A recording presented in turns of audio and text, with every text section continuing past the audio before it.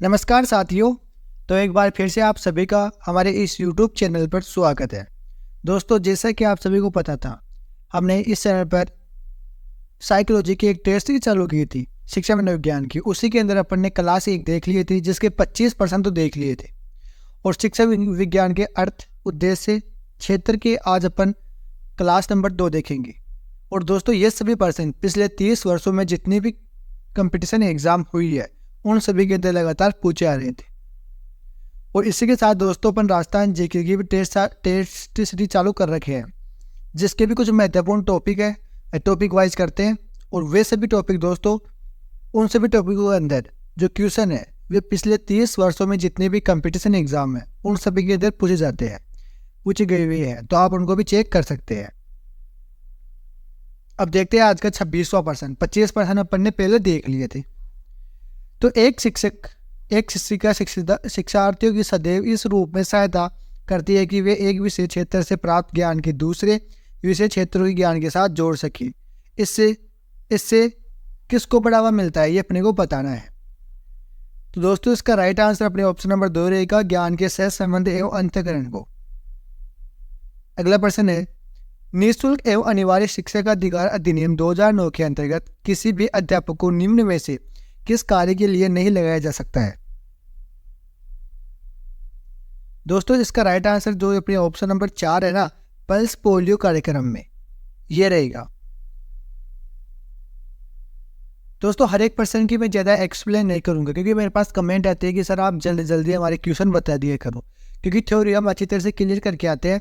और बस आप हमें क्वेश्चन बता दिया करो, ताकि हमारा सिलेबस और जो हमारा डिवीजन है वो हो सके। तो अपन सिर्फ पर्सन ही देखेंगे, थ्योरी नहीं देखेंगे। और अगर आप चाहते हो कि मैं थ्योरी भी करूँ, तो मुझे कमेंट बॉक्स में बता देना कि सर आप थ्योरी कर दिया करो, तो मैं थ्योरी भी बताना शुरू कर दूंगा। 28% है, बालकों का निःशुल्क एवं अनिवार्य शिक्षा का अधिकार अधिनियम 2009 निम्न में से किस पर ध्यान नहीं दिया गया। इसका राइट आंसर दोस्तों ऑप्शन नंबर 4 रहेगा, अपने 14 वर्ष बाद शिक्षा की व्यवस्था। अगला प्रश्न है, शिक्षा मनुष्य में अंतर्निहित क्षमता का परिपूर्णता से विकास करती है। यह कथन किसका है, अपने को बताना है। शिक्षा मनुष्य में अंतर्निहित क्षमता का परिपूर्णता से विकास करती है। तो दोस्तों, ये अपना जो क्वेश्चन है, ये अपने विवेकानंद जी का रहेगा। 30वां प्रश्न है, परीक्षा के स्थान पर सतत और व्यापक मूल्यांकन गुणवत्तामूलक शिक्षा के लिए अधिक उपयुक्त है, क्योंकि इसमें मूल्यांकन का सतत एवं व्यापक क्षेत्रों का होता है। यह राइट आंसर रहेगा। अगला प्रश्न है, शिक्षा का अधिकार अधिनियम 2009 लागू नहीं होता है, यह अपने को बताना है। तो इसका राइट आंसर ऑप्शन नंबर 3 रहेगा सर, 14 से 18 वर्ष के आयु के बच्चों को। निम्नलिखित में से कौन शिक्षण सूत्र नहीं है। ज्ञात से अज्ञात की ओर, अज्ञात से ज्ञात की ओर, प्रत्यक्ष से अप्रत्यक्ष की ओर, पूर्ण से अंश की ओर। तो इसका राइट आंसर ऑप्शन नंबर 2 आ जाएगा, अज्ञात से ज्ञात की ओर। उद्देश्यों के आधार पर शिक्षण का प्रकार नहीं है। तो उद्देश्यों के आधार पर चिंतन उद्देश्य नहीं रहेगा। भावात्मक, ज्ञानात्मक और क्रियात्मक, ये तीनों रह जाते हैं। मनोविज्ञान का ज्ञान उपयोगी है। अब अपने को बताना है कि ये ज्ञान किसके लिए उपयोगी है। शिक्षा के लिए, अभिभावकों के लिए, विद्यालय की प्रशासक के लिए, या उपयुक्त सभी के लिए। तो दोस्तों, इसका राइट आंसर अपने ऑप्शन नंबर 4 रहेगा। शिक्षकों के लिए भी रहेगा, अभिभावकों के लिए भी रहेगा, शिक्षक प्रशासक के लिए भी रहेगा। 35वां प्रश्न आ जाता है इसी के साथ, आपके अनुसार कक्षा का वातावरण कैसा होना चाहिए। सत्य, अंतर्मुखी व संयमित, छात्र व अध्यापक दोनों का बराबर योगदान, उपयुक्त में से कोई नहीं। तो इसका राइट आंसर ऑप्शन नंबर 3 रहेगा दोस्तों, छात्र व अध्यापक दोनों का बराबर योगदान। दोस्तों, ये सभी प्रश्न पिछली परीक्षाओं के अंदर पूछे गए हुए थे। अगला प्रश्न है, कक्षा में कोई छात्र आपसे प्रश्न पूछता है, इस प्रश्न का उत्तर आपको नहीं आता, तो ऐसी स्थिति में आप उसे डांटेंगे, बगले जाखेंगे, कक्षा छोड़ देंगे, छात्र से कुछ समय लेकर उसके प्रश्नों का हल अगले दिन बताने का भरोसा देंगे। दोस्तों, इसका राइट आंसर अपने ऑप्शन नंबर 4 रहेगा। ना तो अपन डांट सकते हैं, ना बगले जा सकते हैं, ना कक्षा छोड़ सकते हैं। तो अपन स्टूडेंट को बोलेंगे कि बच्चे, ये क्वेश्चन मैं आपको कल बताऊंगा, ऐसा अपन बोल देंगे। अगला क्वेश्चन है, उत्कृष्ट कक्षा शिक्षण व्यवस्था कौन सी है। एकल, बाह्य रुचि ज्यादा हो, आंतरिक अनुशासन ठीक हो, बाह्य व आंतरिक दोनों का अनुशासन अच्छा हो। तो दोस्तों इसका राइट आंसर ऑप्शन नंबर 4 आ जाएगा।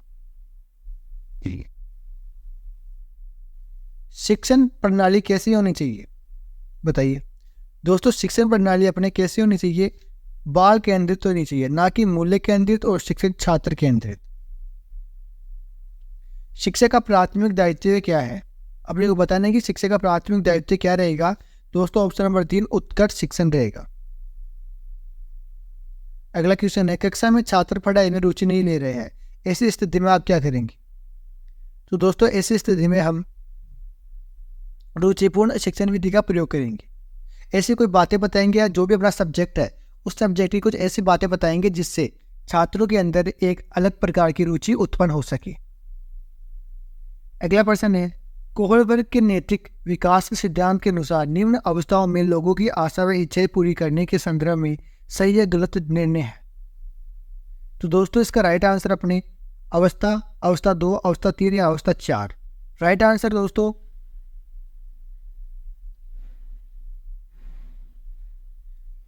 अवस्था 3 रहेगा। कोहलबर्ग के नैतिक विकास के सिद्धांतों एवं उसके विभिन्न स्तरों के अनुसार निम्न में से कौन सा सोपान उनके द्वारा प्रतिपादित नहीं है। तो इसका राइट आंसर ऑप्शन नंबर 2 आ जाएगा। एक विद्यार्थी गुणन के सवालों को हल करना सीखता है, वह अपने जोड़े के पूर्व ज्ञान का प्रयोग करता है। इस प्रकार के दिगम अंतरण को क्या कहा जाता है। तो इसका राइट आंसर ऑप्शन नंबर 3 रहेगा, उध्रुव अंतरण। अपने खाली समय के दौरान किसी शिक्षक को पढ़ने के लिए निम्न में से किसी प्राथमिकता देनी चाहिए। तो दोस्तों इसका राइट आंसर अपने ऑप्शन नंबर 4 रहेगा, शैक्षणिक पत्रिकाएं। कोई पाठ पढ़ाने से पहले शिक्षक को क्या करना चाहिए।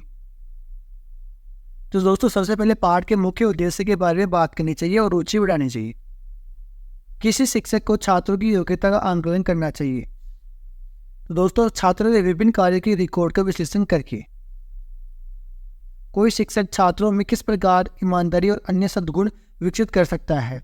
तो दोस्तों इसके लिए शिक्षक को व्यक्तिगत उदाहरण देकर उनको बताना चाहिए कि जैसे सचिन तेंदुलकर 10वीं में फेल हो गए थे, उसके बावजूद भी वो इतना बड़ा क्रिकेट का भगवान बनाया। तो ऐसे उदाहरण देकर बच्चों के अंदर सद्गुण विकसित करने चाहिए। छात्रों द्वारा किसी शिक्षक की किसी गुण की सबसे ज्यादा प्रशंसा की जाती है। तो इसका राइट आंसर दोस्तों ऑप्शन नंबर 3 रहेगा, निष्पक्ष रवैया। आपकी राय में बालिकाओं की शिक्षा महत्वपूर्ण इसलिए है क्योंकि दोस्तों ये बालिकाओं की शिक्षा से परिवार में शिक्षा आ जाती है। शिक्षा के स्तर में गिरावट प्रभावी ढंग से रोकने के लिए आप किसके सबसे नियंत्रित उपाय मानते हैं। तो दोस्तों ये समग्र शिक्षा पद्धति में गुणात्मक सुधार। दोस्तों ये कुछ प्रश्न थे जो शिक्षा साइकोलॉजी शिक्षा मनोविज्ञान से जुड़े हुए थे और उसके बाद में अपन बाल विकास पर चर्चा करेंगे। तो आप चैनल को सब्सक्राइब जरूर करके रखिए।